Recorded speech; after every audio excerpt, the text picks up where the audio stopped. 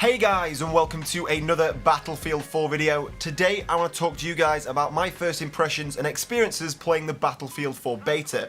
Now of course I know what you're thinking, the beta isn't out until tomorrow. Well, I was lucky enough to play the beta at EuroGamer 2013. Not only that, I did get to play on the Xbox One and a brand new map called Zavod 311. Now unfortunately we weren't allowed to record any of this footage. I wanted to try and gather some gameplay for you guys, but they were not allowing us to record anything, no pictures, no photography. So unfortunately I can't really show you much of Zavod 311. We do have this official screenshot of it here that Battlefield have put up, and we have seen little snippets of it before in trailers. But nevertheless, today I want to talk to you guys about my experiences of playing this brand new map, Zavod 311, and also my first experiences playing the beta. Of course, this was in beta stage at EuroGamer 2013, as of course a beta does come out tomorrow. Now to begin with, the platform that we were playing Battlefield 4 on, it wasn't a PC, it wasn't a dev kit, it was a real, genuine Xbox One. It's the first time I've ever had the opportunity to get my hands on a next-gen console. Now usually when I do play on console, I'm kind of a PlayStation kind of guy. I do have a PlayStation 3, but I must admit, this Xbox One, the controller was very nice, very weighty, it was very smooth. I must admit I kept catching the back triggers and kept aiming when I didn't mean to, but maybe that's just because I'm more of a PC kind of guy than a console player.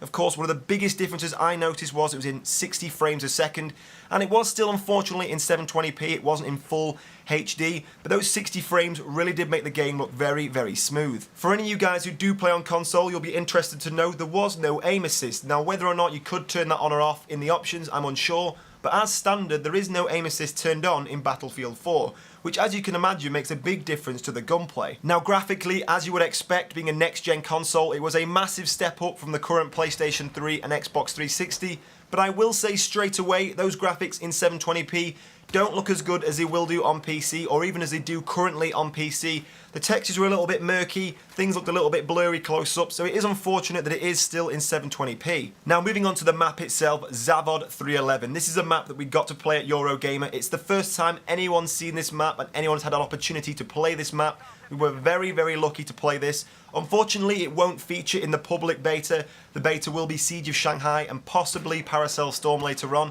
But as I said, this was a beta version of the game, but this was a brand new map that we have never seen before. Now visually, this map is very impressive, and it's in a location we've never really seen before in a Battlefield game. It's based in a large Russian pine forest with a tank factory in the middle. Now layout wise, it actually reminded me of Operation Firestorm. Imagine Operation Firestorm in a Russian forest. You've got 3 or 4 different large warehouses that you can move between, and when we were playing Conquest you did have some of those Conquest flags based around the different factories, as you do see with Operation Firestorm. Now aesthetically, the way this map looked, it actually reminded me of some existing Battlefield maps mixed together. When you're inside these large tank factories, it has a very scrap metal feel, a very industrious feel with metalwork on different levels. And when you're outside, it has a very Keosauer Railroad feel, trees and greenery surrounding the map. Now we did manage to play Obliteration and Conquest, and after speaking to a few people, including Charboy, Azzy and Westy, we all seem to agree that Obliteration didn't work quite as well as Conquest on this map. Now of course, because it's set out like Operation Firestorm, you've got large factory buildings spread around the map, that utilises the Conquest game mode a lot better. You've got different flags spread in these different locations. You can go under buildings, on top of the factories, on the different levels inside the factory, you can go in the woods surrounding the factory, so there are a lot of different environments in this one map. And Conquest take you to all of these different places. Now of course with Obliteration, there's just one bomb that both teams are trying to concentrate on and take back to their different MCOMs. So you don't seem to travel around the map as much, you don't seem to get as much of the map into a gameplay. So overall, I think Obliteration is a good game mode. It was slightly confusing playing it for the very first time, I must admit, but I do think on this map in particular, Zavod 311, Conquest was a much better game mode to play.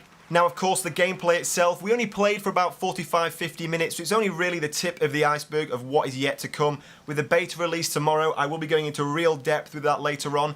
I'm not going to release a video for the first 2 or 3 days. I want a real opportunity to get into the game, get to grips with the beta, and come back and formulate a real in-depth opinion of the Battlefield 4 beta for you guys. But some of the more smaller, minor impressions that I have had so far are to do with things like your sights and your canted iron sights. I've always been interested to know how the canted iron sights would work in Battlefield 4, how you would equip them, how you would swap them around mid-game. For console at least, I can tell you, you hit the up button on your D-pad and that'll make you switch between canted and non-canted iron sights. Now so far I do think it's actually a little bit sluggish. It does take away from the fast-paced action that we have seen so far in Battlefield 4. It's a little bit slow switching between the two, it's a little bit glitchy, but I must admit it is a cool feature to have. I was utilising it quite a lot when playing the beta. Now I did have a go with the SRR-61 Intervention Sniper Rifle. It's a brand new weapon to the game. The animation of the reload and the sound effects are very, very cool.